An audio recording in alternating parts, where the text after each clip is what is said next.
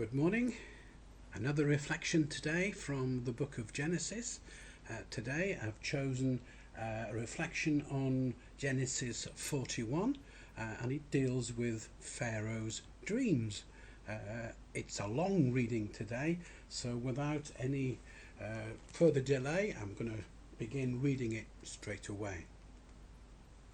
Chapter 41 verses 1 to 16 and then verses 25 to 40.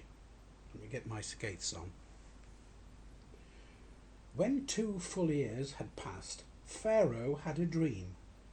He was standing by the Nile, when out of the river there came up 7 cows, sleek and fat, and they grazed among the reeds. After them 7 other cows, ugly and gaunt, came up out of the Nile and stood beside those on the river bank. And the cows that were ugly and gaunt ate up the 7 sleek, fat cows. And then Pharaoh woke up. He fell asleep again and had a second dream. 7 ears of corn, healthy and good, were growing on a single stalk. After them 7 other ears of corn sprouted, thin and scorched by the east wind. The thin ears of corn swallowed up the 7 healthy, full ears. And then Pharaoh woke up. It had been a dream. In the morning his mind was troubled, so he sent for all the magicians and wise men of Egypt. Pharaoh told them his dreams, but no one could interpret them for him. And then the chief cupbearer said to Pharaoh, "Today I am reminded of my shortcomings." Pharaoh was once angry with his servants, and he imprisoned me and the chief baker in the house of the captain of the guard. Each of us had a dream the same night, and each dream had a meaning of its own. Now a young Hebrew was there with us, a servant of the captain of the guard. We told him our dreams, and he interpreted them for us, giving each man the interpretation of his dream.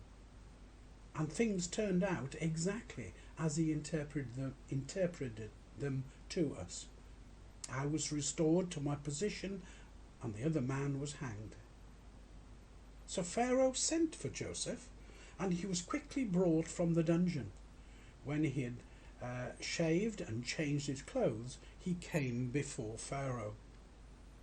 Pharaoh said to Joseph, "I had a dream, and no one can interpret it. But I have heard it said of you that when you hear a dream, you can interpret it." "I cannot do it," Joseph replied to Pharaoh. "But God will give Pharaoh the answer he desires." And then Joseph said to Pharaoh, "The dreams of Pharaoh are one and the same. God has revealed to Pharaoh what he is about to do. The 7 good cows are 7 years, and the 7 good ears of corn are 7 years. It is one and the same dream. The 7 lean, ugly cows that came up afterwards are 7 years, and so are the 7 worthless ears of corn scorched by the east wind.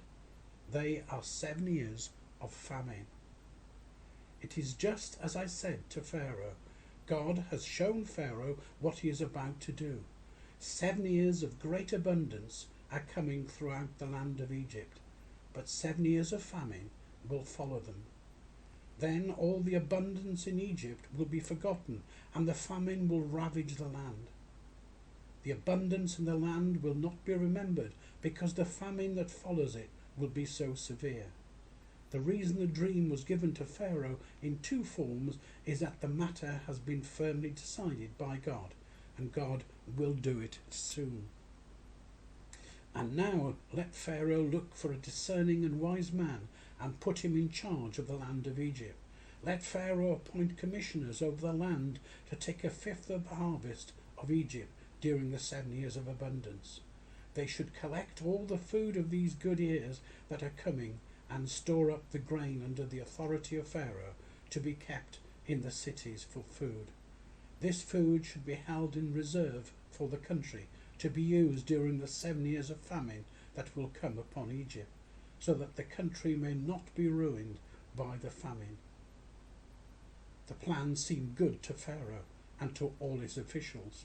So Pharaoh asked them, "Can we find anyone like this man, one in whom is the Spirit of God?"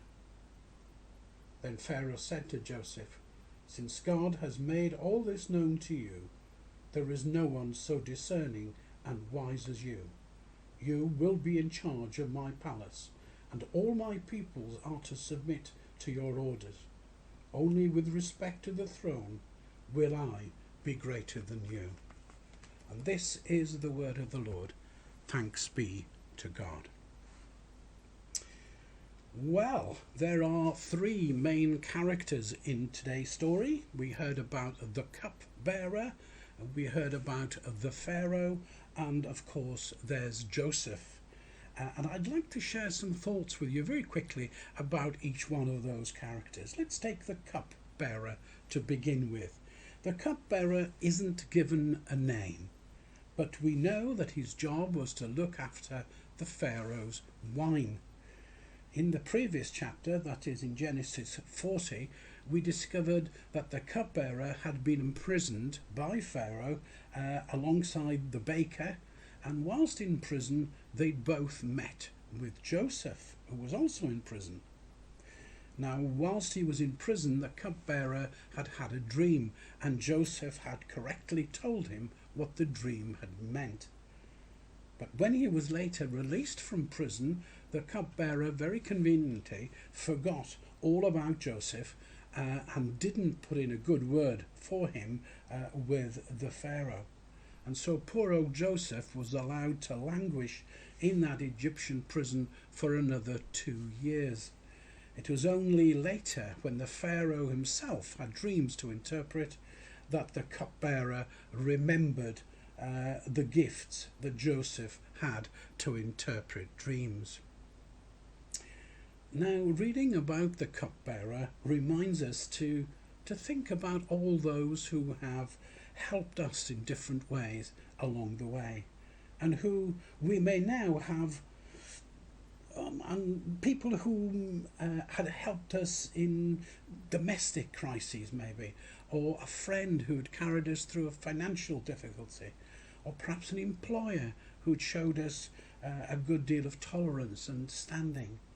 God put Joseph alongside the cupbearer at his time of need, and so Joseph was able to show him a way out of his captivity. Just gives us an opportunity to reflect on who have been the Joseph characters in our lives. Can we this week, draw alongside them to let them know just how much we appreciated what they have done for us, what they did for us as we struggled in our own dark periods of captivity. And then we have the Pharaoh. We don't know a great deal about him. All we know is that he could be firm with his officials. He'd thrown the cupbearer and the baker into prison.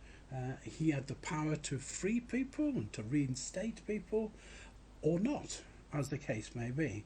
He had the authority and the responsibility, and he ruled and protected the peoples of Egypt. But the Pharaoh was also a bit of a dreamer. He could be troubled by those dreams, but he didn't know how to interpret them. He didn't realize that those visions of cows and ears of corn were visions sent by God. He needed someone to interpret them for him. And he turned to magicians, he turned to people who could read the stars and perform magic, but they weren't up to the task. Only Joseph could interpret the Pharaoh's dreams, for it was only to Joseph that God had revealed the true meaning of them. So again, what did we make of this Pharaoh character? I personally think we could do with a few more Pharaohs about the place. People who receive wisdom and visions by God, sent by God, and who will take them seriously enough to get them understood. I think churches generally need dreamers who receive visions of what God has in store for us. Churches need pharaohs who will think about how we can translate those visions into reality. Our churches need visionaries who will take action, to make plans and lead us forward into the future. The Pharaoh listened to the wise and the discerning Joseph. He acted upon his words and he put them into practice through a rescue plan to help the people of Egypt. Let's pray that God will uphold the pharaohs that are already amongst us, people who have these dreams and have these visions. And let's pray that the pharaohs amongst us will be given the confidence to share those dreams with us, so that something of God's plan for us can be revealed to us. And so finally, let's go to Joseph very quickly. We all feel as if we know quite a lot about Joseph. We know about his early days in Canaan with his many brothers, and we know how the famous multicoloured coat caused jealousy amongst his brothers, how they sold him into slavery in Egypt. We see him prosper in Egypt, we see him rise to a position of status in Egypt, and we see how his prominence fell quite dramatically as a result of Potiphar's wife's plans. But throughout all of these events, it's important for us to appreciate just what kind of a character this Joseph was. The first thing we notice about him really is that God was with him and gave him success in all that he did. God was with him even in that prison cell. God prevented him from sinking, and Joseph became irrepressible, really, because God was with him. I think that's the first lesson we take out of that. Secondly, perhaps, Joseph looked to God in all things. His walk with God gave him an aura, gave him an authority which people respected. His walk with God gave him wisdom and the power of discernment, certainly the power of discernment that Pharaoh needed. And his officials recognized Joseph as a man in whom the Spirit of God dwelt. What else do we notice about this Joseph? He was humble. He accepted that the gifts that he had came only from God. It was God who was in control. He wasn't boastful of his own wisdom. He's a humble servant of God. And that's what God asks of each one of us this morning, to walk humbly with him and alongside him. Joseph was bold. He's not afraid to speak God's truths into situations. He's not afraid to deliver hard messages, despite the fact that it might create unpopularity. Joseph is faithful to God's revelations, and because of his plain speaking, God uses him. And finally, Joseph is ready to serve at very short notice.